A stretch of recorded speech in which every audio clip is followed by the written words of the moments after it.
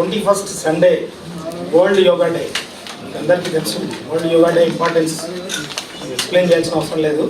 కానీ మన తెలంగాణ స్టేట్లో ఏం చేయబోతున్నాం అనేది మీకు ఎక్స్ప్లెయిన్ చేయడానికి ఇక్కడికి వచ్చామండి. Telangana state government pro sports authority of India tie up చేసుకొని 6 స్టేడియంలోను హైదరాబాద్లో ఒక 50-60 వేల మందితో యోగా చేయాలని ప్రోగ్రామ్ ప్లాన్ చేసామండి.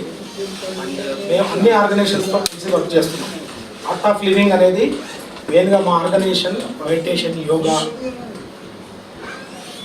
దీని మీద కాన్సన్ట్రేట్ చేస్తున్నాము.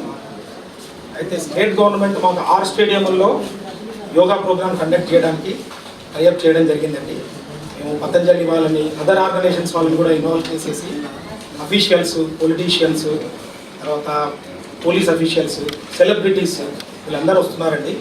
మెయిన్గా ఎల్బీ స్టేడియంలో అనురాగ్ శర్మ గారు is going to be chief guest. తర్వాత స్పోర్ట్స్ మినిస్టర్ గారు వస్తున్నారు.